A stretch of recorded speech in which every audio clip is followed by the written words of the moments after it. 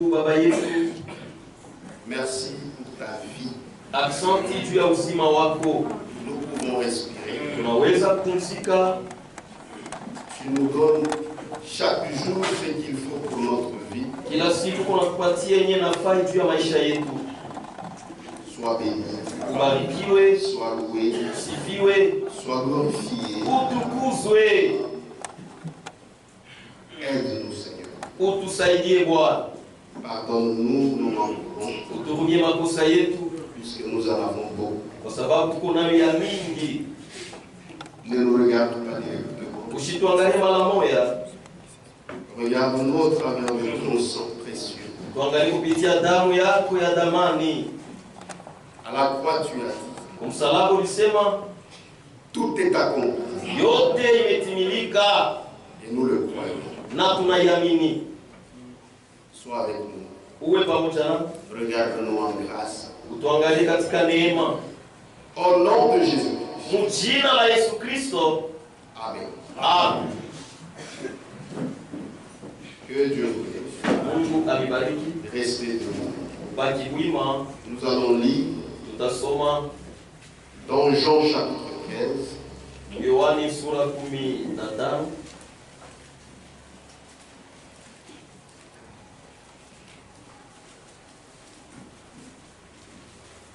et nous allons commencer au verset 18.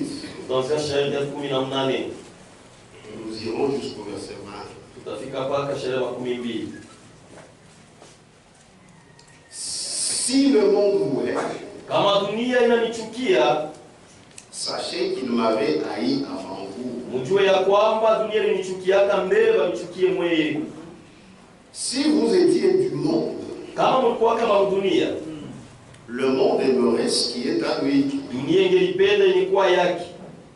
Mais parce que vous n'êtes pas du monde, Lakini jua mwa ba dunia et que je vous ai choisi du milieu du monde, na nilinichagua katikati ya dunia, à cause de cela, juu ya ile le monde vous hait. dunia inanichukia. Souvenez-vous de la parole que je vous ai dite. Kumbukeni neno ambayo niliwaambia, Le serviteur mtumishi n'est pas plus grand que son maître. asina mkubwa sana kupita shefu yake.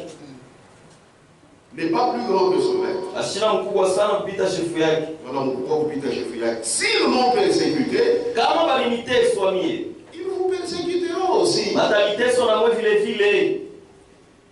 S'ils ont gardé ma parole, Kama balichunga neno yangu, ils garderont aussi la vôtre. batachunga vile vile neno yenu. Vous pouvez vous asseoir. Unaweza kukaa. Ici, c'est Jésus lui-même qui parle. Hapa ni Yesu mwenyewe tunasema, Et chaque fois, na kila mara c'est toujours le charnel et le faux qui persécutent le vrai et le spirituel. ni mpaka tu bakimwili na babongo ndio wanateswaka, bakiroho na bakweli. Un vrai Wa kweli ne peut jamais persécuter. asiwezi kamwe kuteswana, Puisque en lui, il y a la nature de Dieu. kwa sababu ndani yake mko asili ya Mungu. Même si on lui fait du mal, Hata kama wanamtendea mabaya, il est incapable de se venger. ana uwezo wa kurudisha kisasi, Parce qu'en lui, il y a l'esprit de Christ. kwa sababu ndani yake mko roho ya Kristo. Il peut regretter, Anaweza kuhuzunika, il peut se fâcher. anaweza kushirika, C'est normal, c'est un homme. ni kawaida, ni Mais mtu, il va toujours se ressaisir. lakini yeye atajirudisha mpaka, Parce qu'en lui, il y a une pression. kwa sababu ndani yake mko sukumo, usongwa, C'est une force ni nguvu en lui ndani yake qui permet qu'il agisse normalement. kunafanya tende vile na stahili. Même quand vous regardez dans l'histoire de l'Église comme nous voyons, Hata kama unaangalia historia ya kanisa sasa hivi tuko naiona, c'est la fausse Église ni kanisa ya bongo qui a persécuté la vraie Église. ndio iliteswa kanisa ya kweli. Je vous ai dit, Niliniambia l'Église de Jésus, kanisa ya Yesu, la vraie Église, kanisa ya kweli que Jésus l'a fondée, ndani ya Yesu aliitunga, elle n'a jamais disparu. disparu de cette terre. Haiyapoteaka kamwe pa dunia hapa. Il a toujours été là. Yo inekalaka kopaka. Même si les gens n'en parlent pas dans des journaux, Hata kama watu waisemee Mwamakanda, abakwanza kuisemea Mwamakanda, c'est parce qu'elle devait continuer dans la clandestinité. ni juu pasha kuendelea mkuficho. Parce qu'elle était toujours persécutée. Kwa sababu anaanza paka kuiteswa. Elle a toujours été là. Inekalaka kopaka. Même quand nous avons dit que dans le Moyen-Âge, ce n'était que les ténèbres. Hata wakati tunasema Mwaenaji wakati wa magiza sana. Oui, Ndio. c'est vrai. Ni kweli. Mais cette église Lakini ile kanisa était toujours là. ilikuwa kopaka. Amen. Amen. Mais c'est cette église d'État Lakini ni kanisa serikali qui régnait. ilikuwa na tawala. Les autres devaient fuir. Hawa wengine walipaswa kukimbia. Donc quand on parle de Moyen-Âge, Wakati tunasemea juu ya Mwaenaji, ne pensez pas msiwazie que l'église de Jésus-Christ avait disparu. ya kwamba kanisa Yesu Kristo ilipoteaka. C'est très important. Ni ya mafaa sana ile. L'église était toujours là. Kanisa ilikuwa kopaka. À côté de cette église d'État. Pembeni ya ile kanisa ya serikali. Puisque l'église de Jésus-Christ n'a jamais disparu. Kwa sababu kanisa Yesu Kristo haiyapoteaka kamwe. Je sais pourquoi j'insiste. Najua juu ya nini naweka mkazo. Donc l'indicateur, Indicateur ya ndugu Frank, page 22, darasa 22, il dit ceci. anasema hivi: Cependant, japo à côté de cette église universelle, pembeni ya ile kanisa ulimwengu yote mzima, vous connaissez cette église universelle? unajua ile kanisa ulimwengu mzima C'est catholique. ni Katolika. À côté de cette église universelle, Pembeni ya ile kanisa ulimwengu mzima subsistant toujours ulikuwa kopaka et dans tous les temps, na wakati yote une église chrétienne kanisa ya Kikristo non reconnue ila ikujulikanaki qui persévérait dans la foi ile inataka kukamana mwimani selon le modèle kufuatana na mfano de l'église primitive wa kanisa ya mwanzo. Amen. et qui continuait à prêcher Na inaweza kuendelea kuhubiri et à mettre en pratique na kutumikia cette foi ile imani fermement appuyée sur le fondement biblique. kwa imara yenye kusimamia yule ya msingi ya kibiblia. Donc même dans cette période-là de ténèbres, Sema tangu wakati wa magiza sana, l'église de Jésus kanisa Yesu Kristo était là. ilikuwa hapo paka, Mais elle n'était pas dans cette église apostate. lakini haikuwa ile kanisa ya kuanguka mwimani. Elle était ailleurs, Ilikuwa fasi nyingine, puisqu'on l'a persécutée. kwa sababu alikuwa anaiteswa. Mais sur le plan historique, Lakini kule naangalia historia, il y avait seulement cette fausse église-là ilikuwa hapa ile kanisa ya bongo ile, que les gens ont confondu à l'église de Christ. ile watu walivuruka inakuwa kanisa ya Kristo. Mais c'est pas ça l'église de Lakini Christ. ile haina kanisa ya Kristo kamwe. Maintenant, cette église d'État Sasa ile kanisa ya qui serikali régnait ile inaanza et kutawala emprisonnait les âmes, na kufunga manafsi, mais par la grâce de Dieu, lakini kwa neema ya Mungu, comme Dieu savait sasa vile Mungu alijua que là-bas, ya kwamba mule il y avait des semences prédestinées au salut. mlikuwa kama mbegu ya kutangulia kutayarishwa kuokoshwa. Dieu les a suivis Mungu aliwafuata dans cette église cachot mwiye kanisa gereza pour les sauver. juu ya kuwaokoa hamo. Amen. Et c'est pourquoi ils devaient sortir. Na ndio kwa maana walipasha kutoka, Pas y rester. hapana kubakia hamo. Pour avoir le Juu salut, ya kupata wokovu il fallait sortir. walipasha kutoka. Amen. Amen. C'est pourquoi tous ces gens-là qui étaient dans cette église, Ndio kwa maana wale watu wote walikuwa kule dans kanisa, leur idée, ce n'était pas sortir. mawazo yao haikuwa kutoka.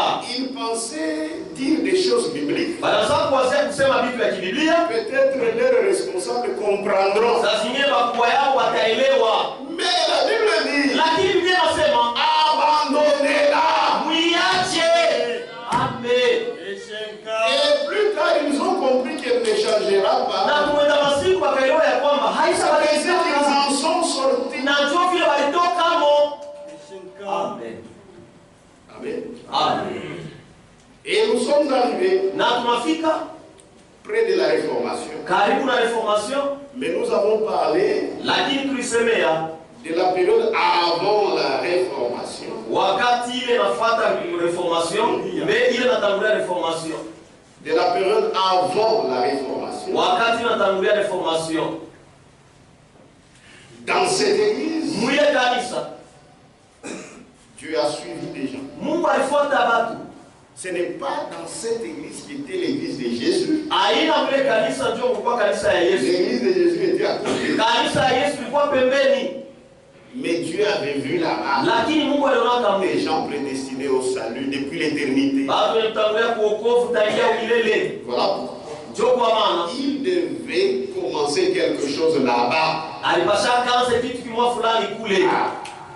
Maintenant, avant la réformation, Sasa mbele ya reformation, dans cette église, mwile kanisa il y a des gens qui ont été visités. kulikuwa batu bale walitembelewaka na Mungu. C'est ainsi que nous avons parlé de John Wycliffe. Na ndio hivi tulisemea juu ya John Wycliffe, Et nous avons parlé de Jean Hus. na tulisemea juu ya Jean Hus. Je ne peux pas y revenir. Siwezi kurudilia hapo. C'est sur YouTube, vous pouvez suivre comme vous voulez. Iko pa YouTube, mnaweza kuifuata vile Et mnapenda. c'est très important Na iko ya muhimu de sana connaître l'histoire de l'église. kujua historia ya kanisa. Surtout vous les prédicateurs. Zaidi mwe bahubiri, Vous êtes obligés muko na shurti de connaître. ya kujua. Sinon, on va commencer à vous mentir. Kama pana wataanza kumilandalanda. Et nous avons vu John Wycliffe. Na tuliona John Wycliffe, Nous avons vu Jean Hus. tuliona Jean Hus. Et Jean Hus Na Jean Hus a fini par être brûlé vif. yeye alisha kimchoma pale pa mankuni mzima hivi. Brûlé vif. Kumchoma mzima hivi. Aïna sa mtu anakufa. C'est pas Ndio tunamsema. brûlé vif. akamchoma mzima hivi. Écoutez frère, Mshikieni. même si quelqu'un croit Hata kama mtu anaamini que le serpent c'est son Dieu, ya kwamba nyoka ndio Mungu wake, il est libre. eko huru. Quand tu commences à haïr quelqu'un, Kama unaanza kuchukia mtu pour sa foi, juu ya imani yake, tu as des démons. uko na mapepo mchafu. Quand quelqu'un croit autrement que toi, Kama mtu anaamini kinyume na wewe, il faut avoir pitié de lui. inapasha kumwonea huruma, L'entourer beaucoup d'amour kumzunguka na mapendo sana, pour le relever. ni juu ya kumlamusha.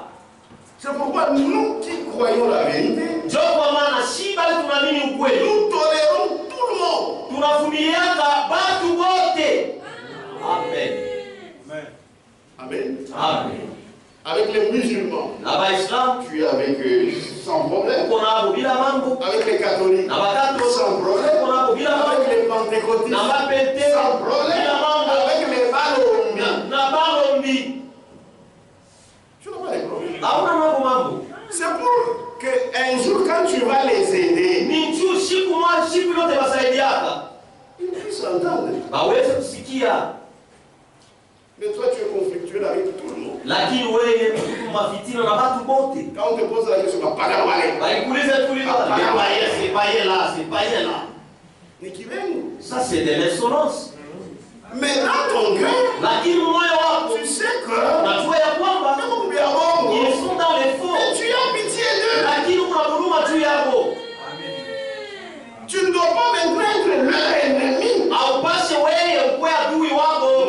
Hapana, ya bongo tena bongo sana. Ça, c'est un esprit satanique. Ile ni roho ya shetani. Un vrai enfant de Dieu, Mtoto wa Mungu wa kweli il est bien avec tout le monde. yake kalaka bien na bantu bote, Avec tout le monde. na bantu bote, Puisqu'il est la lumière. kwa sababu yeye ni nuru. Et un jour, il va les attirer. Na siku moja tebakokotaka. Amen. Tu n'es plus en bon terme avec ta famille. Hauna tena mapatano mzuri na jamaa yako. Non, tous ces des païens. Est-ce que vous avez mourir? Est-ce que toi tu es prédicateur, toi? Il y a autre chose. Tu vas essayer de dire, arrête. Amen. Quand tu vas pour convaincre une âme, c'est facile. Unaweza kusema kwa kisha nafsi moja ni mwepesi. Amen. Amen. Amen. Amen. C'est pas pas normal. Haina ça. Nous devons être bien avec les membres de notre famille. Tunapasha kuwa bien na bamemba ya jamaa Qui yetu. nous comprennent que réellement nous sommes des chrétiens. Waelewe vya kweli ya kwamba shie tuko bakristo. Amen. Amen. Tout le monde. Pas tout le Nous avons monde. membres. Tu as des problèmes avec eux. Bon, t'es une baloche. Tous sont des sorciers. C'est toi qui es saint. Même si tu es saint. Si vous voulez profiter. Mais montre cette sainteté afin que les autres aussi en profitent. Amen. Toujours toi problématique. Baka wewe mama mama. Votre frère là-bas. Ule ndugu yenu. Cette sœur là. Ule dada majipe mirefu. Avec des longues jupes. Baka majipe Des longues jupes. Mais tabia. Mais le caractère. Ya mubaya. C'est un mauvais caractère. Tunateswa wewe kwa kusema mapagano. Ceux qui nous disent les païens. Mais yeye moya ndio mpagano. Quelqu'un qui est païen. Amen. Quand quelqu'un croit autrement que toi, kama mtu anaamini kinyume na wewe, ne fais pas l'esprit fanatique. hapana kufanya wewe upendelevu. Chacun est libre de croire ce qu'il veut. Kila mtu yuko huru kuamini kila anapenda. Amen. Amen. On a décidé de nous assamie mucha aime na wa Mungu wangu. Et si tu dis que non, le manguier devient mon Dieu. Où?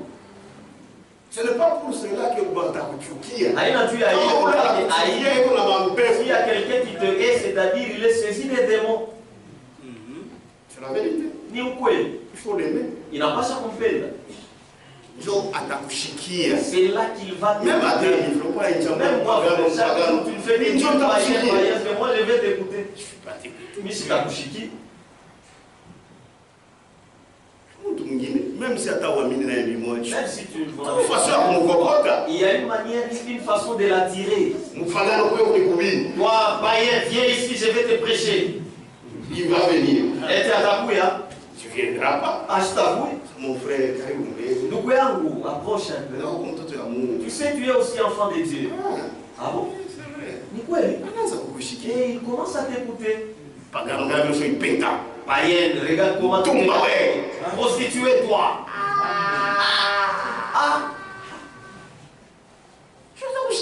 Mais on va te porter plainte. Et on va t'incarcérer là-bas. Après, bon, c'est à cause de Jésus. Hapana kukosa hekima kule. Parle de Jésus. Sema Yesu. Jésus va l'attirer. Yesu yeye mwa atamkokota. Je pense que vous avez compris. Nasema unaelewa. Quelqu'un quand il croit différemment que toi, Mtu kama anaamini kinyume na vile wewe unaamini, tu n'as pas droit à le haïr. hauna na halali ya kumchukia. Amen. Amen. Amen.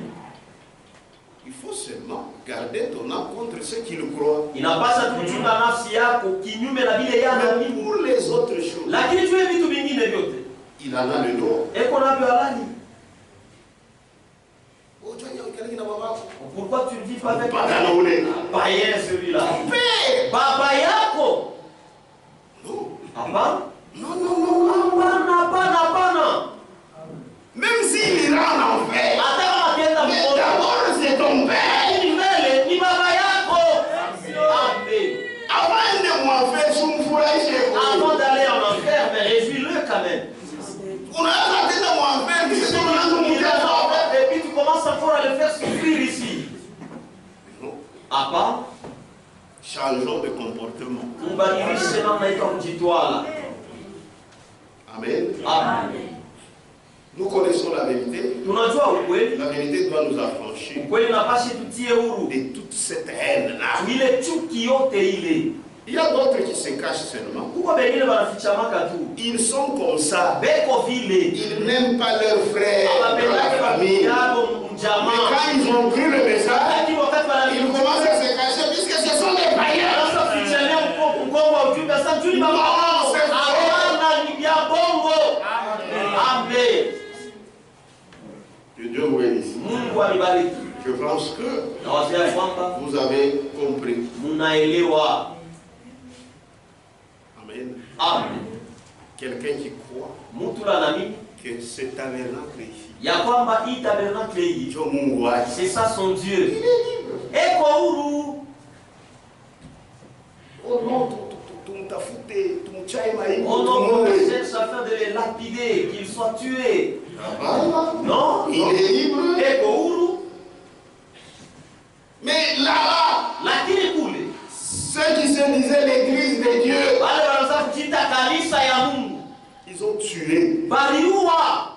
Jean-Hus a été brûlé vif. Jean-Hus balimuchoma mujima hivi. Et eux pensaient servir Dieu. Na kwa baraza kuanzia sema bena tumikia Mungu.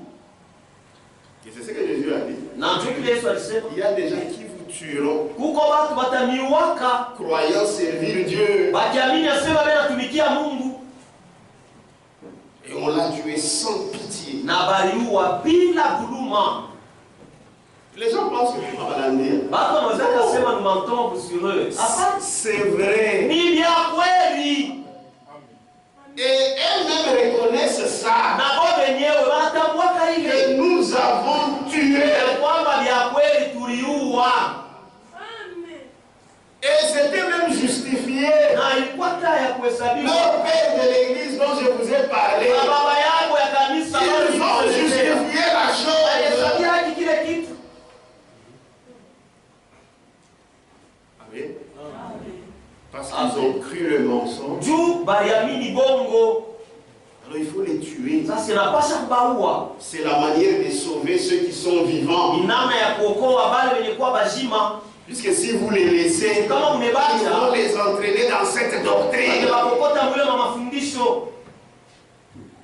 On voit ces choses même parmi les frères. Quelqu'un qui croit autre chose. Non.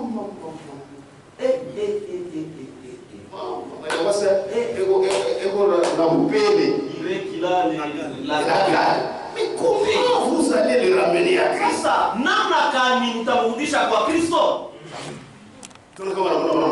Si on le voit, il fuit.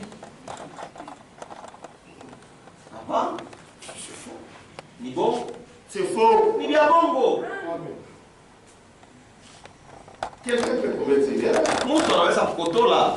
Il peut voir autrement. Anaweza naye kuona namna ingine. Il y a quelqu'un qui peut faire 2 ans, 3 ans. Kwa mtu anaweza kufanya miaka mbili namna yake. Lakini siku moja Mungu anamsaidia.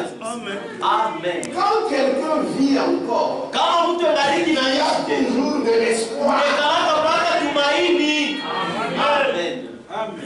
C'est la vérité. Ni ukweli. Je ne vous prêcherai jamais la haine. Shida Biblia kamwe chuki. Amen. Parce que la haine se retrouve dans cette église de Satan. Inapatikana ile kanisa ya Shetani. Pas dans l'église de Jésus-Christ. Hapana kanisa ici c'est l'amour. Kwa sababu ni mapendo. Ni mapendo tu. Même si quelqu'un a fauté, mtu alikotola, nous n'avons pas un ministère de condamnation. Hatuna mtumishi wa hukumu. Nous avons un ministère de la grâce. Ya neema. Jésus va l'aider. Yesu atamsaidia. Amen. Dieu vous bénisse. Mungu alibariki. Est-ce que ça va? Amen. Je vais vous dire quelque chose. Alisomea kitu fulani dans ce livre ici, c'est un livre d'histoire, du point de vue catholique. Historia kufuatana na Kikatolo. Page 100, c'est pour lire l'histoire de l'Église. Tome 1, des origines au 15e siècle. Origine ya 15e siècle. Écoutez ce qu'il dit. Usikie vile bana. Atuwalandie. On n'entend pas sur eux. Ouais, non, la trouve à CV. C'est toi qui veux parler en leur faveur. Mais ils reconnaissent. Lakini kwa banatambua ile banajua. Mais oui, à ce moment là, non. Toi tu dis non. On va balandia. Mentez sur eux. Que Dieu vous bénisse. Mungu anibariki. Page 174. Kurasa 174. C'est ces gens conduits qui va être catholique. Ni mkatoliki. Il est difficile. Asema iko nguvu d'expliquer kufasiri comment une église namna kanisa qui se réclame de l'évangile ile inajiita kanisa ya Injili a pu brûler vif iliweza kuchoma mzima hivi Bajima Ceux qui n'acceptent pas ses enseignements. C'est catholique. Lui aussi se pose la question. Comment ça? Une église qui s'appelle l'évangile. Mais où est les gens, et vous le voyez comment il meurt. Vous pensez que les Kuluna, c'est seulement ceux qui ont de longs cheveux? C'est pas normal.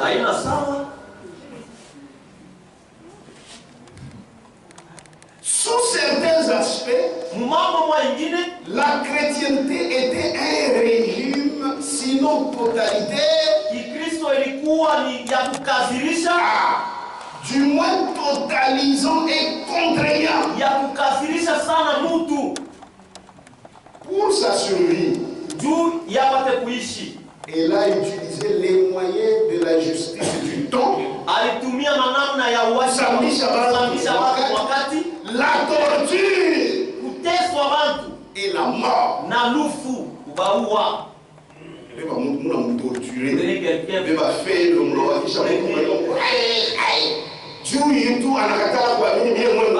refuse de croire ce que vous croyez. Ce qui est libre fait. Il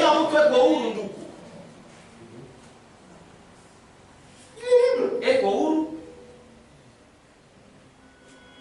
Oh, tu ne vas pas manger mon foufou. Papa. Parce que tu ne crois pas ce que je crois. Non. Ça c'est Satan. Amen. Chez moi, ceux qui croient comme moi qui tu as des démons. Amen. Que Dieu vous bénisse. Il se pose cette question. Mais ils ont justifié. Ils ont dit que c'est normal. Thomas d'Aquin, eux appellent la Saint Thomas d'Aquin. Comment ils justifiaient ça? C'est l'un des pères de leur église là. Toujours là-bas, 175. Il dit, en ce qui concerne les hérétiques, il y a deux choses à considérer. Une de leur côté, une autre du côté de l'église. De leur côté, assurément, c'est-à-dire il y a un péché par lequel ils ont mérité non seulement d'être séparés de l'église, par l'excommunication, c'est-à-dire soit Madame Tosha Mkanisa, on a expliqué ça pendant la semaine, mais aussi d'être retranché du monde par la mort. Donc, Tosha Mkanisa, c'est les tuer aussi. Oui, Saint Thomas. Ça, c'est Saint Thomas, Mtakatifu Thomas. Et de les tuer, d'être retranché du monde par la mort. Il est en effet beaucoup plus grave. Par conséquent, si les faux monnayeurs,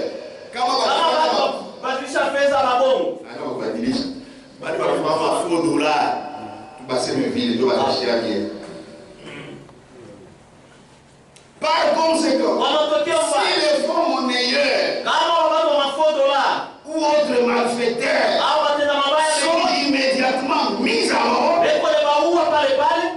en bonne justice par les princes séculiers,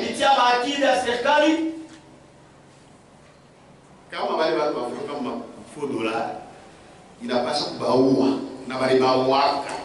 Maintenant, bien davantage les hérétiques.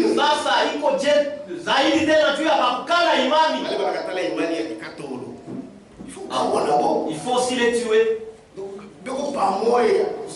Ils sont les mêmes. Et ils dépassent même les monnayeurs de dollars. Aussitôt qu'ils sont convaincus d'hérésie,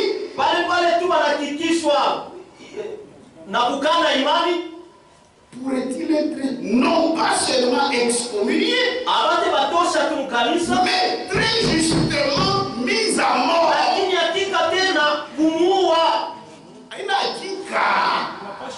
Il faut kumua na inamwendelea vile bamuwe. Il mérite la mort. Saint Thomas. C'est ça mtakatifu Thomas d'Aquin. Tous les théologiens les connaissent. Ba théologien bote wanamjua. Kama umuyua una théologien. Si tu ne les connais pas, c'est que tu n'es pas théologien. S'il se trouve que l'hérétique s'obstine encore, l'Église, n'espérant plus qu'il se convertisse,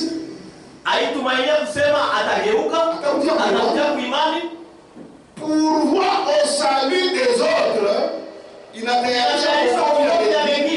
en le séparant d'elle par une sentence d'excommunication. Maintenant écoutez, et ultérieurement,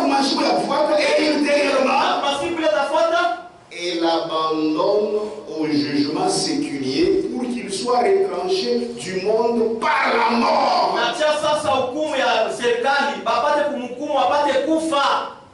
On les livre chez les soldats. Un peloton d'exécution.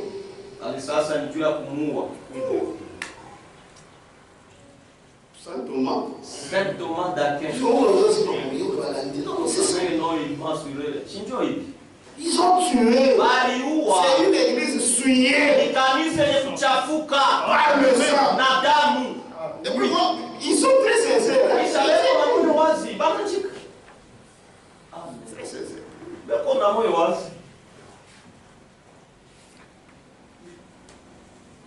L'église souillée par le sang. Amen. C'est compliqué. Mais l'église de Jésus-Christ n'a jamais fait ça. Dites-moi, là où l'église de Jésus-Christ a tué. Nous avions commencé par la Pentecôte.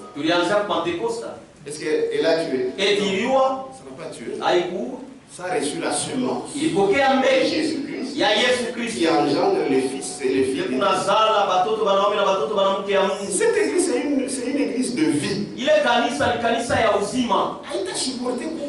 ne va pas supporter de tuer. Là où il y a la vie de Jésus, il y a l'amour, il y a la vie, il y a la chaleur.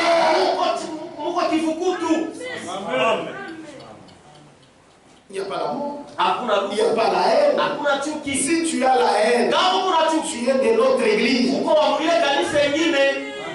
Mais dans l'église de Jésus-Christ, il n'y a pas de haine.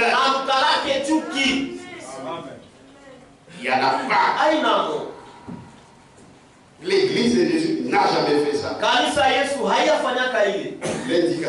L'indicateur. Page 175, c'est franc. Il dit cependant, nous devons dire pour la défense de la vraie église de Jésus-Christ, elle n'a jamais commis de massacre. Jamais. Comment toi tu peux trouver l'église de Jésus-Christ dans l'église de l'Antichrist? C'est faux. Amen. Alors parlons maintenant de la réforme. Parce que n'oubliez pas de là où on est sorti. L'église primitive, vers l'encens, après le 2e siècle, les loups cruels ont commencé. Ça va jusqu'à 325. Puis il y a eu l'établissement de l'église d'État. Et une période qui va jusqu'au Moyen-Âge. Et après, kisha c'est la réformation. ni réformation. Maintenant, avant la réformation, Sasa mbele ya réformation, on a parlé de John Wycliffe tusemea juu ya John Wycliffe et Jean Hus. na Jean Hus. Et maintenant, nous allons parler de la réforme proprement dite Tusemea sasa juu ya reforme yenyewe avec Martin Luther. na Martin Luther. Quand on parle de la réforme, Kama tusemea juu ya on reforme, voit Martin Luther. na Martin Luther. Mais avant lui, Lakini mbele yake il y a eu Jean Hus. kulikuwa Jean Hus. Quand nous parlons les gens de cette église d'État, Tunasemea juu ya baba Où tu as kanisa ya serikali, il y a kuko John Wycliffe. kuko John et il Wycliffe y a Jean Hus. na kuko Jean Et Hus. lui, Martin Luther, a été influencé Naye par alivutwa John Wycliffe na John et Wycliffe Jean Hus. na Jean Hus. Amen. Amen. Puisque les gens de l'église de Kwa Jésus-Christ, sababu watu wa mkanisa Yesu eux, Kristo c'était dans la clandestinité. On ne les connaissait même pas. ficha sana hababaji wake hata. Voilà pourquoi Dieu a pris seulement les gens Ndio kwa maana Mungu alibeba paka ba qui étaient dans cette église, des savants, bajuzi. pour que les autres savants aussi. Kwa bajuzi wengine na Dieu a ses enfants même parmi les savants. Mungu ako na watoto yake hata katikati ya bajuzi. Ne pensez pas que les enfants sont seulement parmi les simples. Watoto ya Non, non. Mungu hapa katikati ya Dans toutes les catégories, les enfants de Dieu sont là. Watoto ya Mungu wekwamo. Amen. Amen. Amen. Voilà pourquoi Ndio kwa on maana a parlé de John Wycliffe, semea juu ya John Wycliffe, on a parlé de Jean Hus. semea Jean Hus. Maintenant, entrons de plein pied dans la réforme Tuingie sasa kabisa mu reforme avec Martin Luther. na Martin Luther. Il est né Alizaliwa le 10 novembre 1483. le 10 novembre 1483. Il est né Alizaliwa et il a grandi dans cette église de mensonges, na alikomelea mule kanisa ya bongo, cette église d'État, ile kanisa ya serikali, cette église souillée ile par le sang, kanisa yenye kuchafuka na damu le sang des saints. damu ya watakatifu. Il a grandi, Alikomea, il a appris d'aller à l'église, dans cette église-là. alifundishwa kwenda kukanisa mwile kanisa ile, Et il avait été attiré par la vie des prêtres. na alipokutwa kanisa ya mapadiri. Son père voulait qu'il fasse le droit Baba yake alipendaka afanye droit pour avoir un juu peu. ya kupata kufeza, Mais lui a refusé. lakini alikataa. Et il voulait être prêtre. Alipendaka kuwe padiri, Et na en 1507, 1507 il a été ordonné prêtre. bakambariki anakuwa padiri, anakuwa padiri, Ordonné prêtre anakuwa padiri en 1507. mu 1507. Comme il était intelligent, Sasa alikuwaka wakili, il a encore étudié. akafunda tena, Il est devenu docteur en théologie akawa mwalimu teolojia en 1512. 1512. Et maintenant, comme il connaissait très bien le grec Na sasa alijuaka mzuri sana Kiyunani et le latin, na Kilatini, les langues des savants. ile malugha ya bajuzi, Et c'est dans cette langue, dans ces langues-là qu'est écrite la Bible. na ni mwile malugha ndio Biblia iliandikiwa. Dieu avait traduit ça. Hapo baligeuzaka Latin, Latino, le Nouveau Testament, c'était en grec. Alors il faut connaître ces langues-là sasa ilipasha kujua ile malugha ile pour lire les textes originaux, juu ya kusoma maandiko ya pour mwanzo, lire aussi la Vulgate. Je vous ai juu ya expliqué kusoma pendant la Biblia semaine. nilifasiria katikati ya juma. Et comme il avait tous ces atouts-là, Na sasa alikuwaka na ile mawezaji yote, c'est ainsi qu'on lui a donné la responsabilité d'enseigner la Bible à l'université de Wittenberg. na ndio hivyo akampatia bujito wa kufundisha Biblia kwa universite ya Wittenberg. Alors, il pouvait maintenant Sasa wezaka sasa entrer en contact avec la Bible. kuingia sasa mapatano kabisa na Biblia. Il devait enseigner, il enseignait, c'est aux gens qui voulaient être des prêtres. Batu bale batenda kwa mapadiri. Alors il fallait lire Sasa ipasha kusoma pour arriver maintenant à enseigner correctement. ya kufika sasa kufundisha mzuri mzuri. Maintenant, je vous ai dit, Sasa nimeniambia il est né, il a grandi dans le mensonge alizalikuwa analikomea mpaka mwile bongo de cette église-là. ya ile kanisa. Et qu'est-ce qu'il croyait? Sasa aliaminiaka nini? Pour Martin Luther, Juu ya Martin comment Luther enseigner cette église? Il croyait que l'église, c'est elle la dispensatrice de la grâce.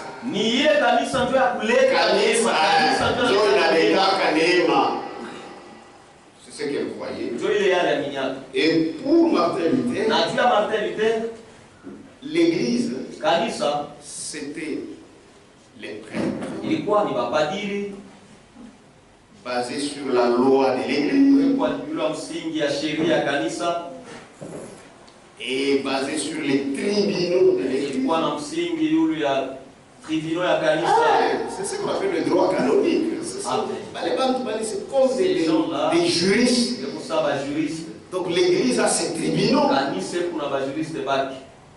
Tribunaux et la l'église a ses tribunaux. Et c'était ça qu'on considérait comme l'église visible. Et c'est cette église qui dispensait la grâce. Et lui croyait aussi comme ça. Comme c'est l'église qui donne la grâce, il faut suivre tout ce que l'église dit pour avoir le salut. Et l'église insistait sur la justification par les œuvres.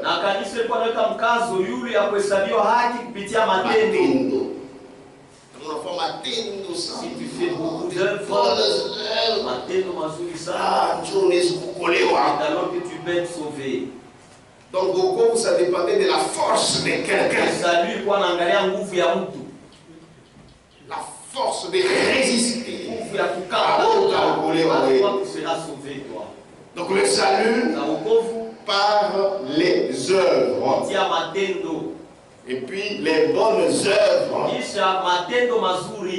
C'est ça la théologie scolastique. Il fallait être la théologie scolastique. C'est basé sur les œuvres. C'est-à-dire, cette théologie scolastique insiste sur le rôle de l'homme dans son propre salut.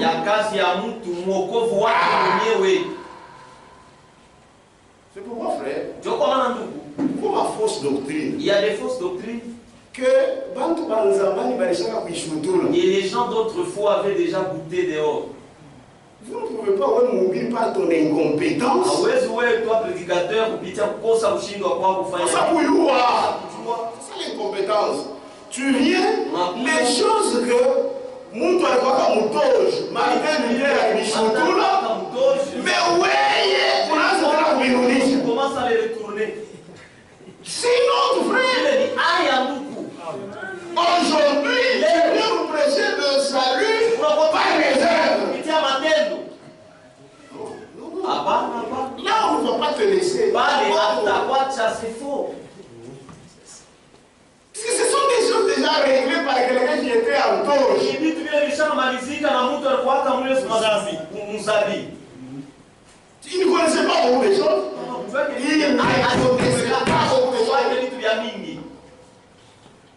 Mais oui, Léo, avec toute cette connaissance, tu retournes encore les gens dans le salut par les œuvres. Pourquoi pour les salles? Tu es un faux rien. Puisqu'il faut évoluer. Amen. Donc, en comprenant l'histoire de l'Église, il y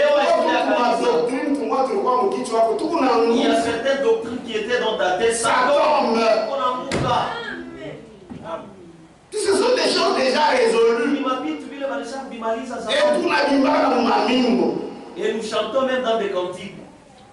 Amen. C'est la vérité. Et comme l'Église enseignait ça, Luther aussi était fidèle de cette Église.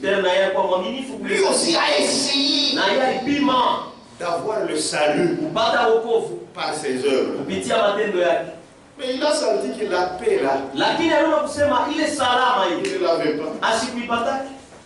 Il n'y avait pas de joie du salut. Toi, tu auras comment la joie du salut? Alors que tu n'as pas le salut. C'est seulement quand tu as le salut que tu auras la joie du salut.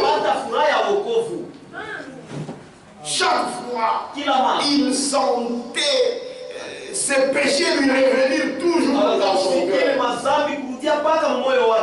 Il a beaucoup souffert. Frère, la profondeur appelle une autre profondeur. Si Dieu vous avait vu, il vous a prédestiné au salut.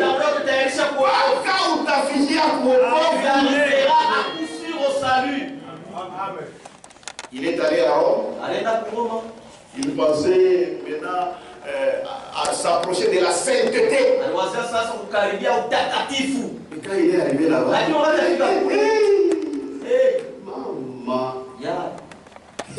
c'est lui qui pensait être très sain. Trop sale. Et pourtant, Dieu mchafu sana.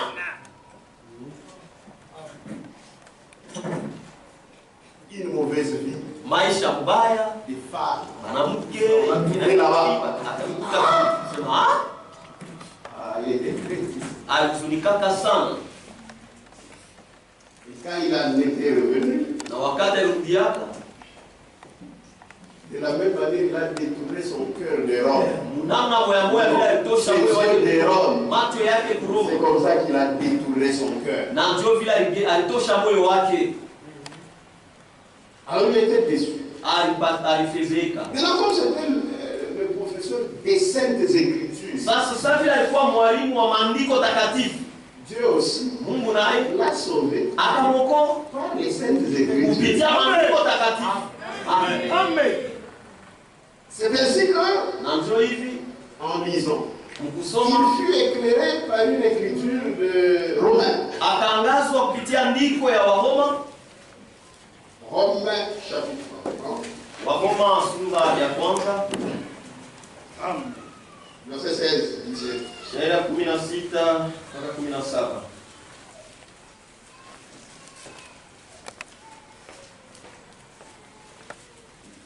C'est 17 et on peut aller jusqu'à 16.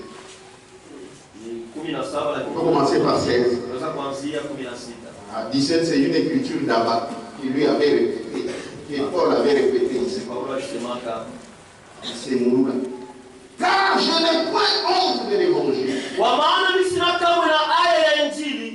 C'est une puissance de Dieu pour le salut de quiconque croit. Du juif premièrement, puis du grec, parce qu'en lui il est révélé la justice de Dieu par la foi et pour la foi selon qu'il est écrit, le juste vivra par la foi. Et Dieu a illuminé son esprit. Je ne vois pas ici l'église. Je ne vois pas ici le prêtre. Je ne vois pas ici les sacrements. Donc le salut est lié à cet homme.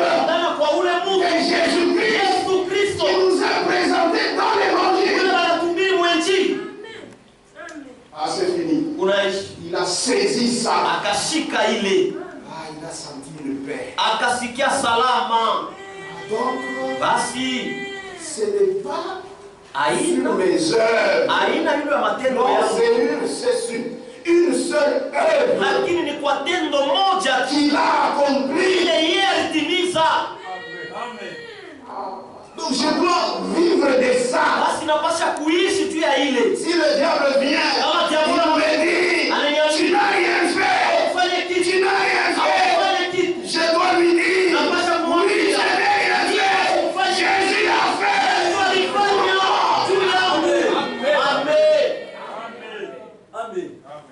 Ah, c'était une grande révolution. Une grande révolution. Révolution du mabadiliko.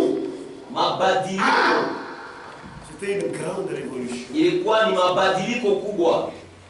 Il a aussi lu Éphésiens, chapitre 2, à partir du verset 8. Car c'est par la grâce que vous êtes sauvés, par le moyen de la foi. Et cela ne vient pas de vous. C'est les dons de Dieu. Ce n'est point par les œuvres, afin que personne ne se glorifie. C'est fini. Martin Luther Anatomo. Martin Luther s'est révolté. Il conclut que le Christ est le seul médiateur entre Dieu et l'homme. Il n'y a pas la place d'un homme. Pas le prêtre. Pas le prédicateur. Non, c'est Christ. Christ est mon prêtre. Amen. Il conclut que le Christ est le seul médiateur entre Dieu et l'homme. Et que le pardon des péchés et le salut sont effectués par la grâce de Dieu. Amen. Et sont reçus par la foi. La foi seule de la part de l'homme. Je reçois. C'est un don qu'on m'a donné. Qu'est-ce que tu dois faire? Mais c'est prendre. C'est ça, non? On t'offre la grâce. Frère, je t'offre ça. Pourquoi le problème? C'est ta frère. Comment la katana? Si tu refuses, c'est ton problème. c'est que tu as refusé, c'est la grâce. Amen. Et puis, tout est déjà c'est fait. pourquoi dans l'œuvre du salut, du début jusqu'à la fin, c'est Jésus-Christ. Tu n'as rien à te glorifier. C'est pourquoi je viens toujours dire, même si tu as la capacité de vivre correctement, toi-même tu es sûr que je vis correctement.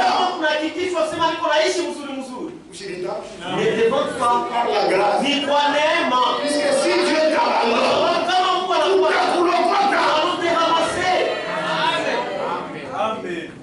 c'est pourquoi nous n'avons rien à nous glorifier. Amen. Voyez, quand il a compris ces choses, il a dit ainsi l'église visible ne peut pas dispenser la grâce et le salut.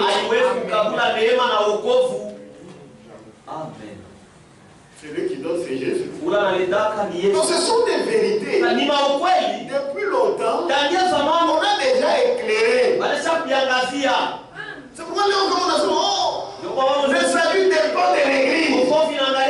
Ça c'est un langage contre. C'est Jésus qui donne le salut. C'est lui qui donne la semence de vie à cette église. Nous attendons la Nazareth. Mais qui donne la semence? C'est celui qui donne la semence, qui donne la vie.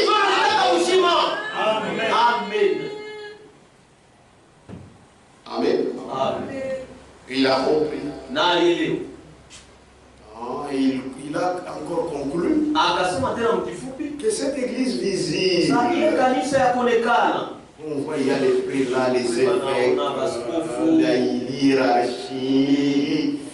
Donc, ce n'est pas les corps de Christ. Ce n'est pas les corps de Christ. C'est Martin Luther. Ni Martin Luther qui a compris que l'église catholique, comme ce n'est pas l'église de Christ, ce n'est pas le corps de Christ. Amen. Amen. Amen. Il arriva à cette conclusion. Et il dit, donc, cette église ici, ça ne peut jamais se prévaloir, même se prévaloir, être le corps de Christ. Parce qu'on voit que même ces gens-là, ils font autre chose. Vous voyez comment Dieu a fait? Il est allé dans cette même église. Et il conclut encore que selon la Bible, l'église de Christ est composée de fidèles qui ont été réconciliés avec Dieu. C'est ça, déjà réconcilié avec Dieu. Mais le matin, avec il n'y en a pas. C'est pourquoi ma langage, comment est-ce que vous prêchez? Puisque frère, même à temps forcément à pouvoir qu'on s'oublie. Que tu commences à prêcher, il va te préparer. Pour ne pas tromper. Mon français me regarde tromper. Pour ne pas tromper.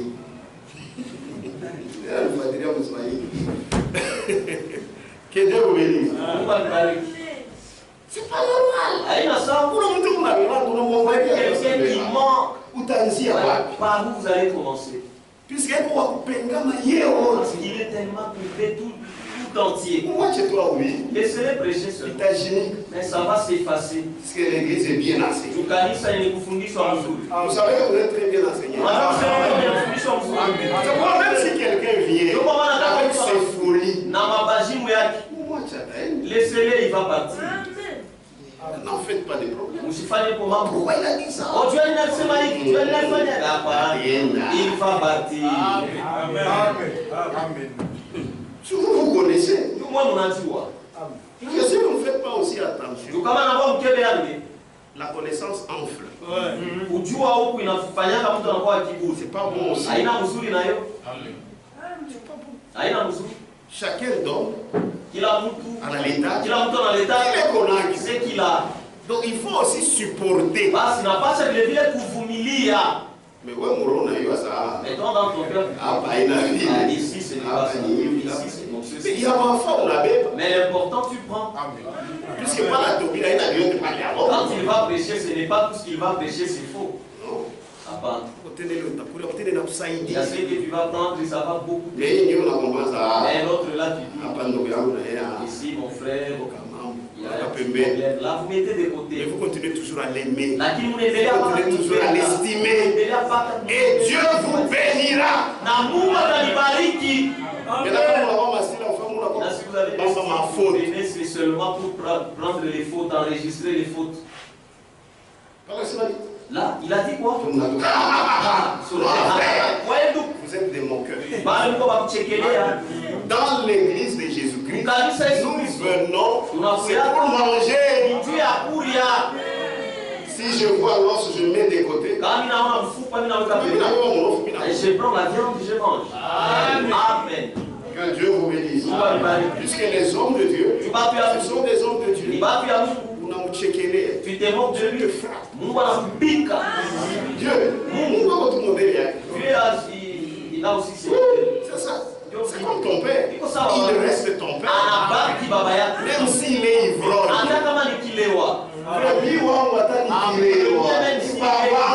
C'est mon père. Amen. On l'amène sur le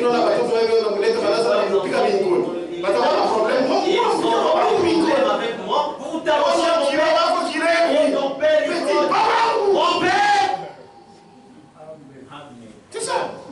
Il faut faire attention. Nous attachons des malédictions pour rien. C'est un serviteur de Dieu.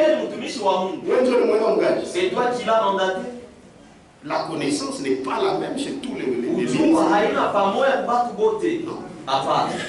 Faites attention. C'est pourquoi quand vous venez à l'église, faites attention. Venez pour écouter la parole. Ne venez pas commencer maintenant à juger les gens selon leur connaissance. Non, ça c'est satanique. Amen. Je pense que c'est clair. Amen. Que Dieu vous bénisse. Et il a conclu que tous les croyants, que ce soit les ministres et nous les fidèles, sont égaux. Amen. C'est Martin Luther. Il a conclu. Il a lu la Bible. Il n'y avait pas de chefs, il y avait toujours des gens qui avaient des services du Seigneur. Tous, les fidèles et les ministres, tous sont égaux. Et il a conclu que les ministres ne sont pas les médiateurs entre les hommes et Dieu. Comme se fait dans l'église catholique. Les prêtres, ce sont eux qui sont les médiateurs. C'est pourquoi ils ont regardé, ils ont dit non, plaçons aussi Marie. Mettons aussi ceux qui sont déjà morts. Les saints, ce sont des morts. C'est ça, non? Les saints, priez pour nous. Nous disons que c'est vous qui êtes là vivant, priez pour nous. Vous qui êtes ici, c'est vous qui allez prier pour nous. Amen. Les saints, tous les anges, priez pour nous. Sainte Marie, priez pour nous, prie pour nous. Maintenant, le travail de ceux qui sont là, c'est quoi? C'est de mépriser. Si nous passons là. Amen.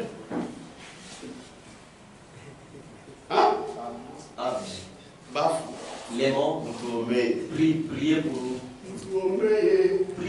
Priez pour nous.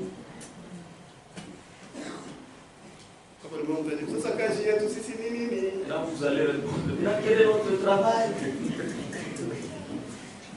Dieu, c'est un Dieu de vivant. C'est ce qu'il a dit. Amen.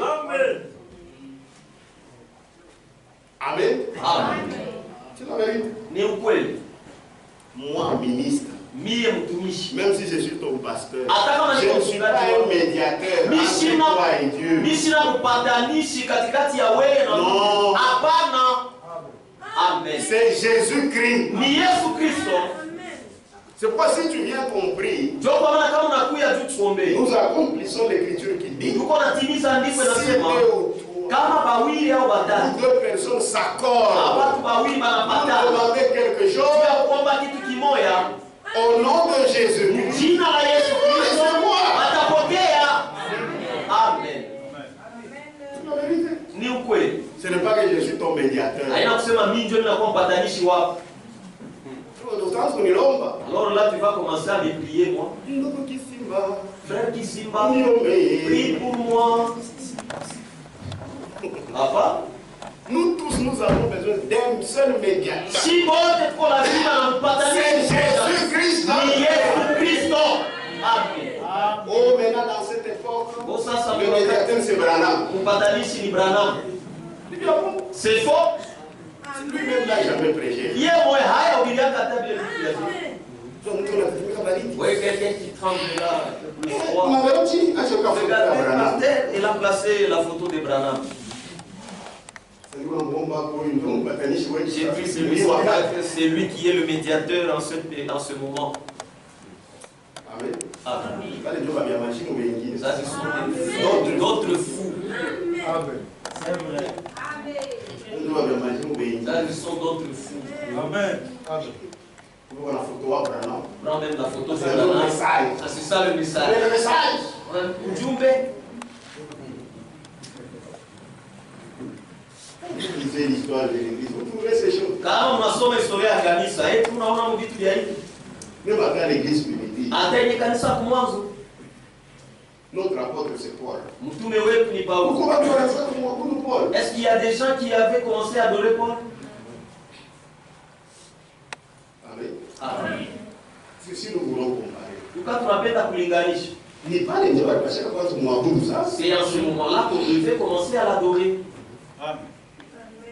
Donc Adinam, ça n'existe pas, c'est faux. Donc les ministres,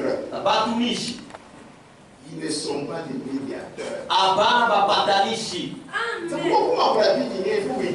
Comment il y a d'autres pratiques qu'il faut rejeter? Dans l'église, il y a des intercesseurs. Chacun prie son Dieu et prie pas que tu sois particulier. Dans votre église, il y a des intercesseurs? Non, il y en a pas. Ça, c'est l'église morte. Il y a des intercesseurs. Il n'y a pas ça pour intercesseur. Et là, quel est le service de Jésus? Plus l'intercesseur vit avec son propre Amen. Il a volé le lait chez vous. Alors il j'ai fait intercesseur. Nous avons besoin d'un intercesseur moutakatif. Amen. Amen. Vous,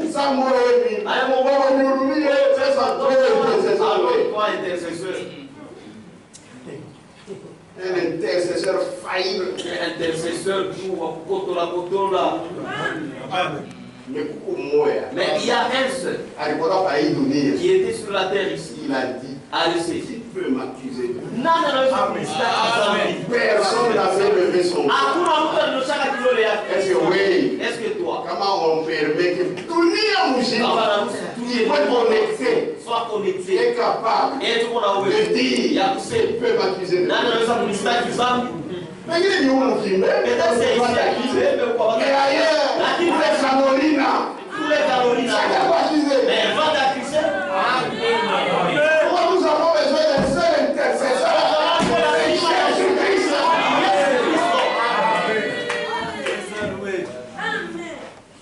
Que Dieu vous bénisse.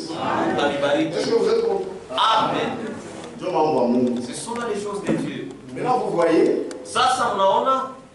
Quand il a fait ça, wakati alifanya vile, donc il s'est attaqué d'abord à l'ecclésiologie, c'est-à-dire à la doctrine de l'église. Alikombanisha mbele kwanza mafundisho ya kanisa et aussi na tena aux indulgences. Kuuza huduma.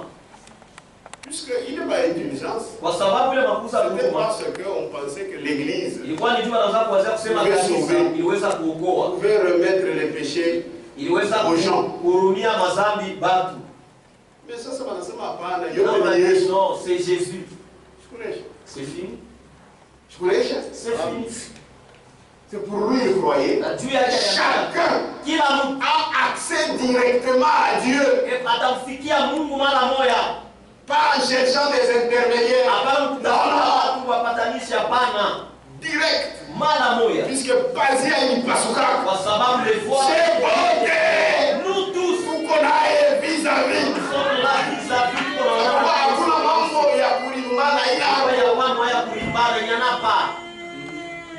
Que Dieu vous bénisse. On a accès directement à Dieu.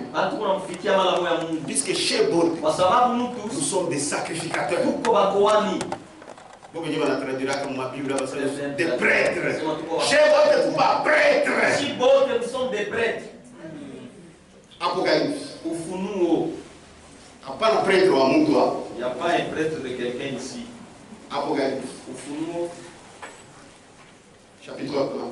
Ufunuo sura ya kwanza. Verset 5 à 6. Sharia makumi. Et de la part de Jésus-Christ. Na kutokea kwa Yesu Kristo. Qu'est-ce que je dis? Tu le regardes. Tu le regardes d'une manière interrogatrice. Dis-le, Mani. Ah, bah, c'est 5, 6. Voilà. J'ai dit 56. Joffre Blo la Nyangaria. Atabina leo ni mno na malilete. Nyangaria.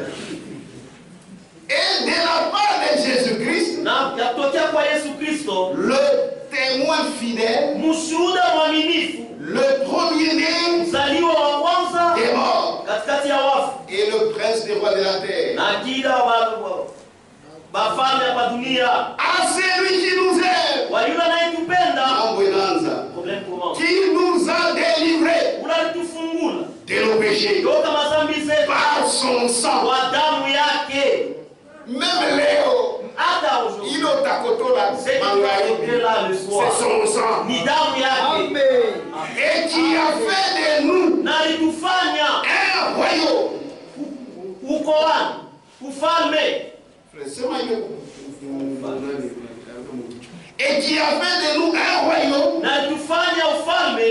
Des sacrificateurs. Ya bakoani. Des prêtres. On leur concède ça.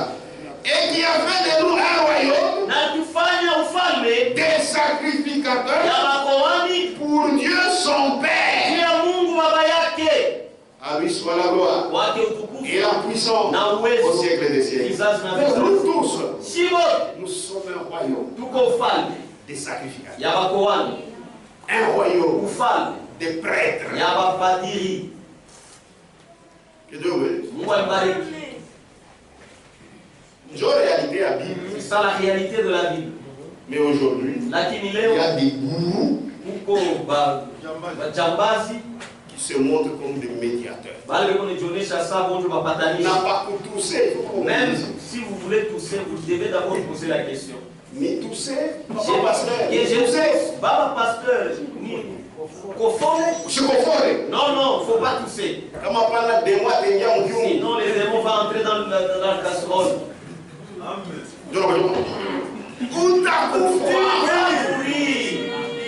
Oui. Il fait venir vraiment le prédicateur qui dit la vérité. C'était une bombe contre cette église-là. La doctrine de l'église, les indulgences, on ne va plus acheter. Là, c'est tombé en banqueroute. Comme il était courageux, il a compris que ça, c'est maïs. C'est faux. Je vais attaquer ça. C'est ainsi qu'il y avait un système aux gens de l'université. S'il y a un problème, ils peuvent appeler à la discussion. Ils peuvent appeler à la discussion. C'est-à-dire, oui, publiquement. C'est ça. Alors, il devait écrire. C'est ce qu'on appelle le 95 thèse. Il avait écrit. C'est un intellectuel, d'abord théologien, Marine université, il connaît les flèches. Oh non, puisque vous êtes des analphabètes.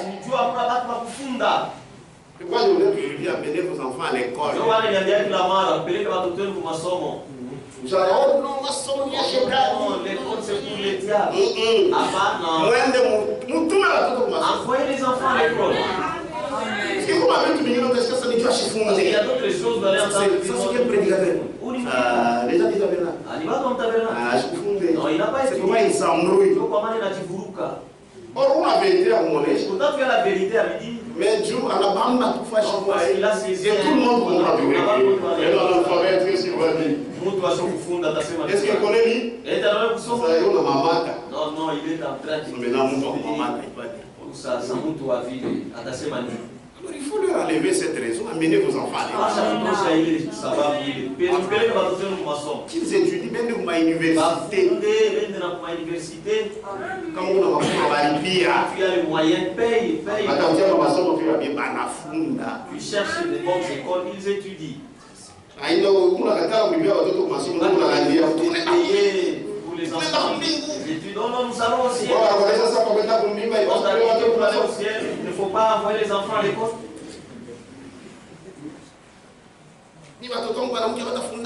Les filles n'étudieront pas. Parce qu'ils vont entrer dans la maison. Dans la maison. Même ma raison est à bon. Envoie les enfants à l'école. Et il faut faire le suivi.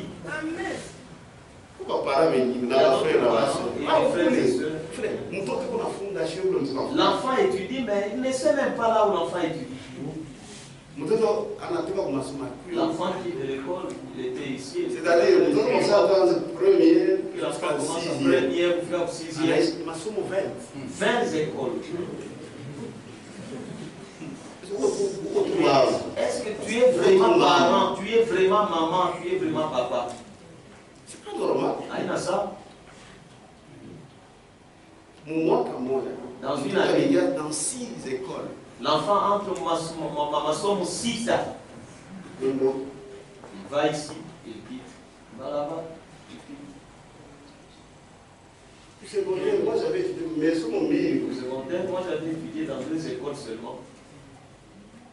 Il y a pas de pas le première, c'est ici à Louvre. Première primaire. Première primaire. L'autre école, d'ailleurs. Primaire, puis la secondaire. Et puis primaire et puis secondaire. Et jusqu'à ce que j'ai terminé. Et puis les voix, quand tu as changé, parce que moi, il y a ça, il y a c'est pourquoi vous ne savez pas lire. Amen. Qui va te permettre? Nada da cruz.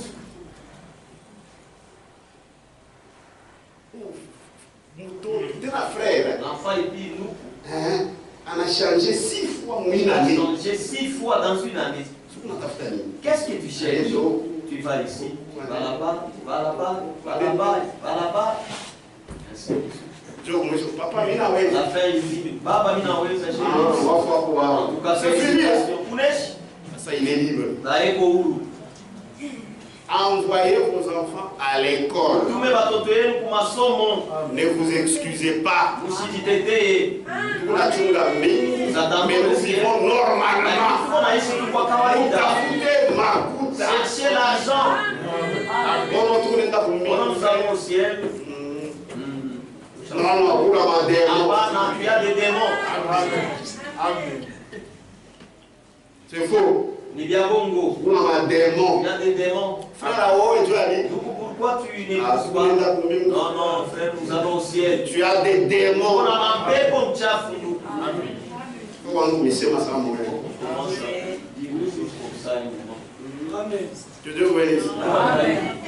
Il a écrit 95 thèses. C'est 95 thèses avec une blague. Il est 95 thèses avec une michezo. Frère, vous attaquez à la bourse d'une église. Frère, montre à la Tchekaka l'homme où il y a bourse à faire. Si tu n'as pas encore touché à l'argent. Mais quand on a bourse à faire. Si tu touches à l'argent. Mon frère a changé la voix. Le frère change, il devient rouge. En tout cas, frère, on a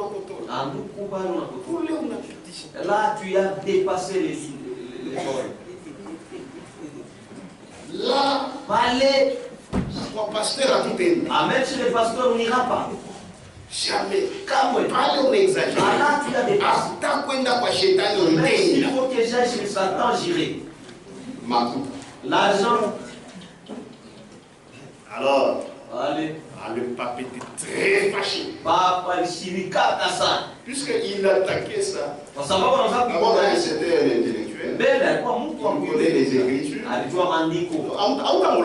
tu ne vas pas les tromper.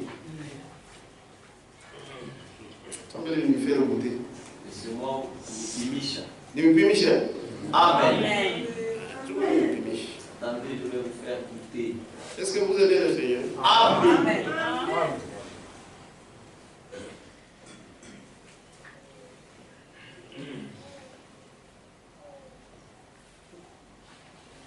Je vais vous lire quelques seulement de ces articles. Mon livre, il a beaucoup de choses.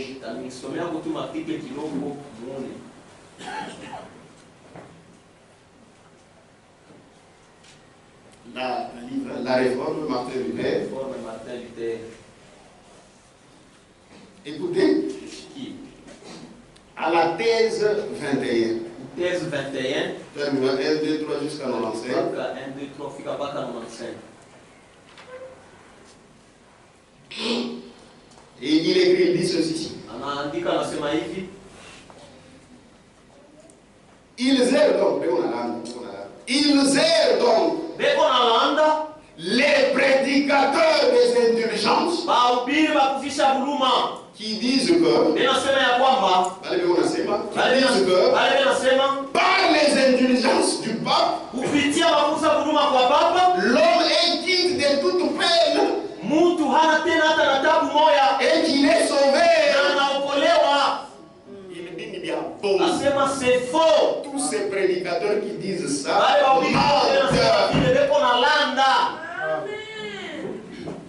ce qu'ils disent que les indulgences du pape, l'homme est quitte de toute peine et qu'il est sauvé. Si tu achètes seulement, c'est fini, tu es sauvé. Il a dit c'est faux. C'était pas de la blague. 32. Ils seront damnés pour l'éternité avec leur maître. Ceux qui croient par des lettres d'indulgence être sûrs de leur salut, ils seront damnés pour l'éternité. Donc, avec quoi blague, hein? 33. Il faut se méfier au plus haut point de ceux qui disent que les indulgences du pape sont inestimables dons divins, par lequel l'homme est réconcilié avec Dieu. 52. Il est vain de croire à un salut acquis par les lettres d'indulgence. Même si le commissaire des indulgences, ou mieux le pape, donnait pour cela leur amangage. Ni bien bon. 75. Pensez que les indulgences sont si puissantes qu'elles pourraient faire absoudre un homme, même si par impossible il avait violé la mère de Dieu. C'est déraisonné. Il est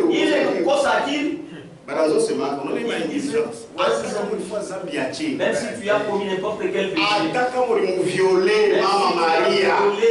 Maman Marie. Si tu achètes seulement ces indulgences, c'est fini, tu es absous. Voyez l'impolitesse. Les hommes qui disent que non, même si tu la violes, toi achètes seulement ces indulgences, c'est fini. Pensez que les indulgences sont si puissantes qu'elles pourraient faire absoudre un homme, même si par impossible il avait violé la mère de Dieu. Martin Luther dit c'est déraisonné. Et puis vous nous dites que dans cette église il y avait le salut. Il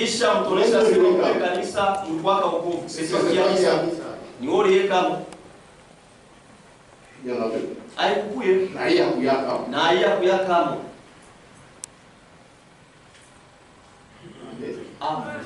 Et cela lui avait attiré la colère. La colère du pape. Mais là, lui aussi. Ça fait un homme de Dieu. Si Dieu lui a donné un travail, Dieu lui donne les capacités. Puisqu'il sait que les attaques viendront.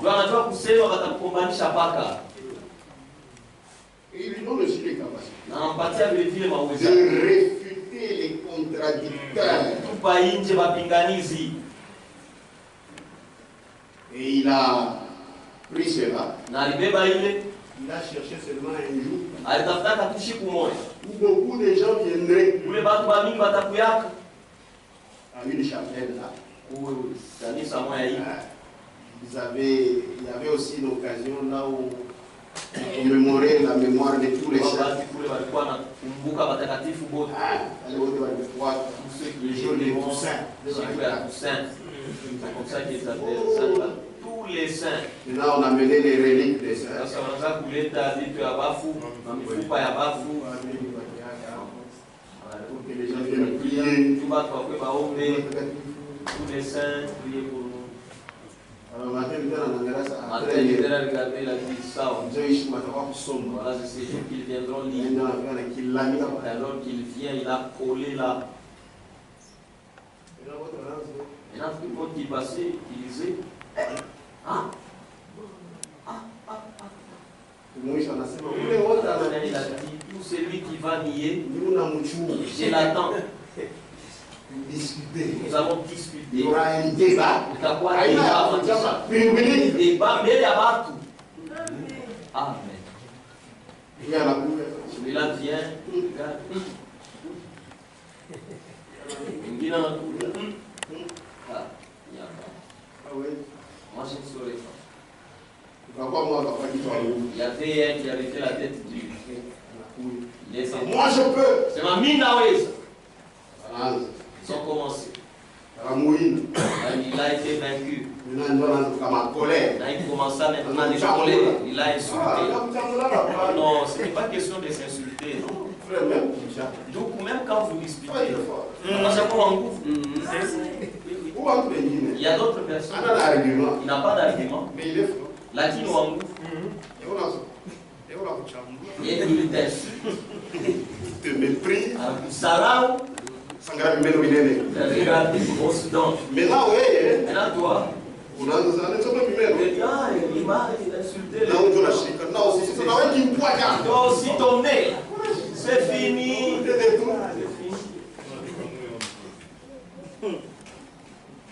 Toi, il faut. Ta position. Retournons ici. Amen. Retournons ici.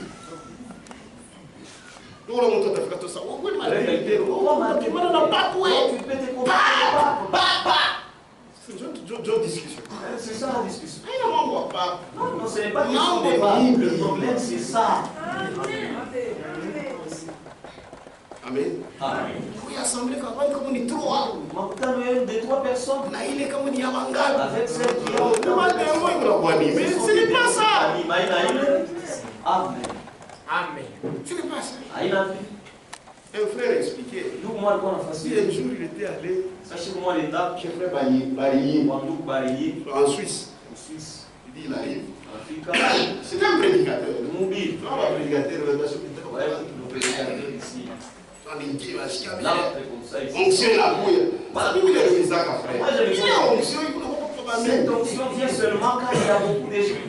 Donc, il y a onction à nous. Alors, ça, ce n'est pas l'onction de la parce que quand on dit onction à nous, ça va bon.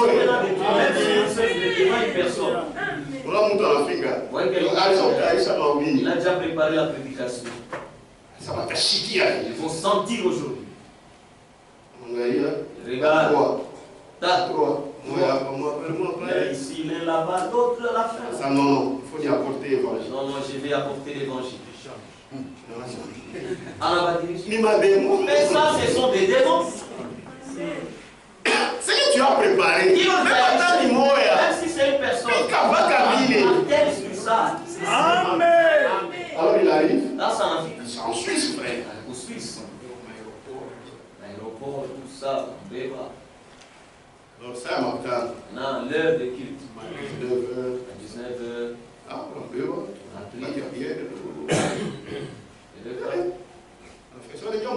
Arrive, il entre dans l'église. Il y avait seulement lui et le prédicateur. Après un certain temps, ils sont bâtiments. 1, 2, 3, c'est fini. Il passe. Je sais, dis oui. Et je presse des gens, ça les frères étaient étonnés. Mais ce sont des grandes églises. Lakini makanisa soutenaient hii makanisa ya wakamu ni mamilioni. Kwa nasimamia hii makanisa ya watu mingi sana. Mambo kwa mingi. Le problème quoi? C'est le cœur. Ce ne sont pas les gens. C'est ça. C'est pas ça. Haina vile. Les gens pensent que je suis trop kanisa Mungu. Parce que les gens sont pleins. L'église c'est la qualité. Kanisa ni qualité qualité des gens. Vous n'êtes pas dans 20 personnes. Vous pouvez être là même 20 personnes. Mais une bonne qualité. La qualité à Mouzoul. Si Jésus vient, il faut partir. Il était triste. Pourquoi? Tu as dit apparence. Ouais, on a seulement Mungu alikutuma. Tu as dit que Dieu t'a envoyé pour Suisse. C'est là qu'il y a ces 3 personnes. Tu commences à regretter. Celui qui a prêché, est-ce que j'aurai quelque chose? Avec ces 3 ici. C'est fini. Tu ne vas pas méditer. Je suis venu à l'Europe. Je vais commencer à visiter seulement. Et après, et puis lors de prêcher, évangile, donc vous pensez que l'évangile, c'est quoi? Je veux prêcher seulement l'évangile. Maintenant, tout ce que nous prêchons ici, c'est quoi? Que Dieu nous aide. Dieu nous aide. Et ils nous ont discuté. Lui avait remporté la victoire. On lui a envoyé une bulle. Il a pris ça, il a brûlé ça devant les gens.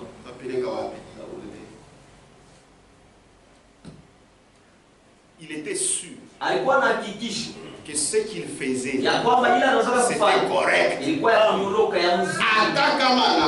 Même s'il meurt, il pas un problème.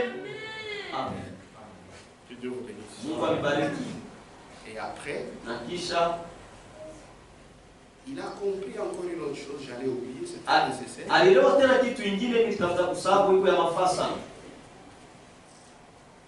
Après avoir lu la Bible, après avoir compris que cette église, ce n'était pas l'église de Christ, et qu'elle n'était pas fondée sur les enseignements de Christ, c'est ainsi qu'il a rédigé quelque chose où il a ressorti les 4 solas. Ah ouais, monsieur le Ravi. Les 4 solas. C'est-à-dire. Donc, quand il disait ça, c'est parce qu'il était très convaincu cette église-là, c'est une fausse église. C'est que toi, tu parles à sa faveur. Le premier, c'est sola. Gracia. Tu veux dire par la grâce seule. Par la grâce seule. Frère, ce sont des grands fondements. Ah, ça huwezi kuya. Maintenant, là, tu ne peux pas venir. Non. C'est par Branham seul. Là, tu as menti. Par la grâce seule. Pour dire, l'homme n'est pas sauvé par ses œuvres morales ou pieuses. Il n'y en a pas. Celui qui est sauvé, c'est celui qui peut faire les bonnes œuvres. Mais pas avant d'être sauvé. On est sauvé par grâce seule. Deuxièmement, sola fide. C'est-à-dire par la foi seule. Nasema ni kwa imani tu peke yake. Par la foi seule. Kwa imani tu peke yake. Donc il est demandé à l'homme basi naomba kwa mtu d'avoir seulement confiance en Dieu. Apate tu kuwa na tumaini kwa Mungu. C'est la foi ni imani qui naît ile kunazali et se développe na iko naendelea essentiellement par la médiation d'un ministre qui prêche la parole. Kupitia tu mtumishi ule kuna hubiri neno. C'est comme ça qu'il disait. Ndio vile anaanza kusema. Puisque la foi kwa sababu imani vient de ce qu'on entend. Kunatokea kwa ile tunasikia. Donc c'était des choses basi ilikuwa kabitu que les gens avaient déjà comprises ile batu walikuwa kabasha kuelewa avant notre temps. Mbele ya wakati yetu. La foi sa imani vient de ce qu'on entend. Kunatokea kwa ile tunasikia. Pour être sauvé, il faut la foi. Unapasha imani par la médiation d'un ministre qui prêche la bonne nouvelle de la grâce. Kupitia mtumishi ule kuna hubiri injili ya neema ya neema. Maintenant que tu viennes aujourd'hui, que tu changes. Tu changeras. Les choses sont claires. Hein? C'est pourquoi Branham, c'est un vrai serviteur de Dieu. Il y a d'abord sola scriptura. Sola scriptura. Sola scriptura.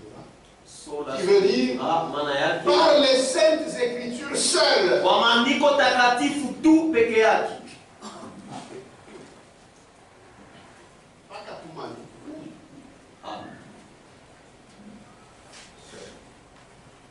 Par les saintes écritures seules. Kwa maandiko takatifu tu. C'est fini. Il n'y a pas autre chose. Seulement la parole de vérité. Les saintes écritures. C'est tout. Il ne faut pas ajouter. C'est ça. La Bible. Notre absolu. C'est ça. Donc quand Frère Branham est venu, tout le c'est pourquoi c'est un vrai serviteur.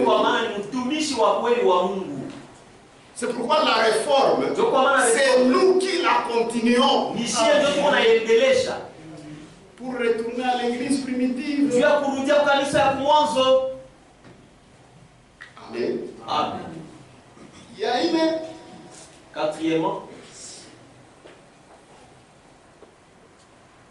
4. Solos Christos. Solos Christos.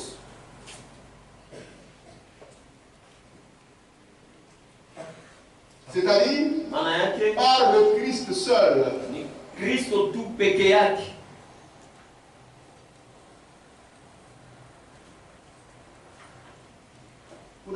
C'est fini.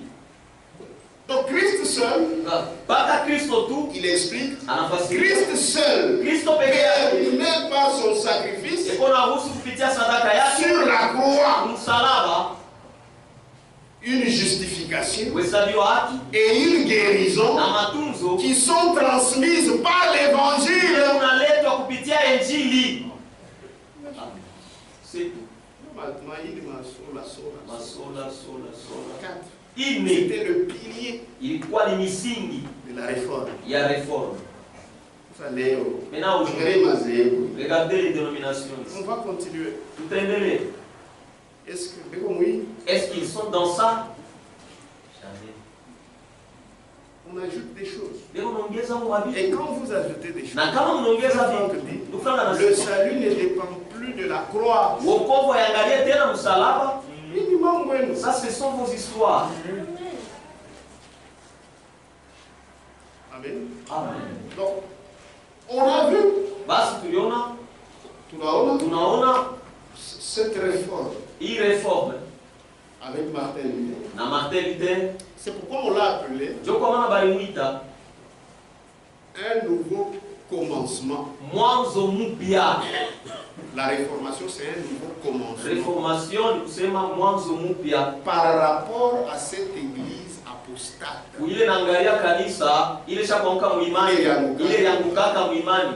Parce qu'il n'y avait rien. J'insiste. Il n'est pas dit que l'église de Jésus n'était pas là. C'était là. Dans la clandestinité. Maintenant, dans cette église, Dieu y est allé pour commencer quelque chose de nouveau. Dans les autres Bamungu, il devait quitter.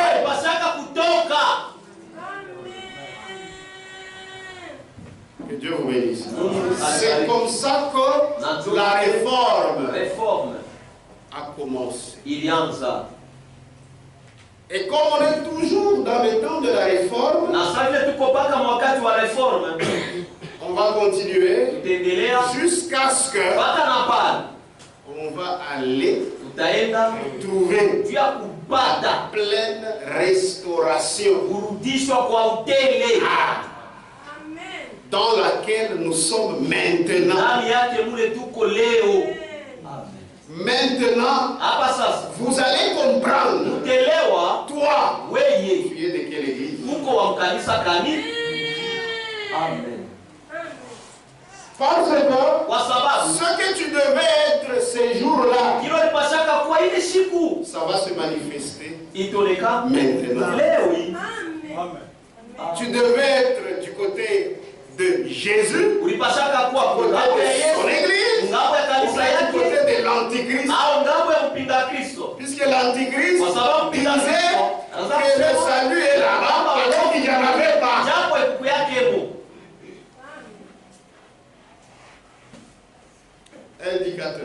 Indicateur. Page 23. Un nouveau commencement.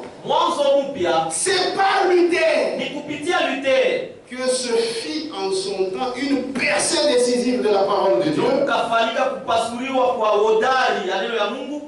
Ce fut alors un nouveau commencement.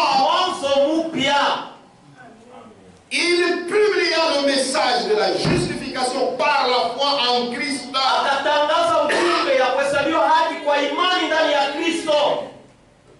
Ah, c'est pourquoi ça bougeait l'église. Il n'y avait rien. On a commencé seulement au début, par la justification. Il n'y avait rien. Amen. Nous avons fini. On va encore continuer la semaine prochaine. On va terminer. Priez seulement pour moi. Que Dieu me donne la bonne santé. Amen.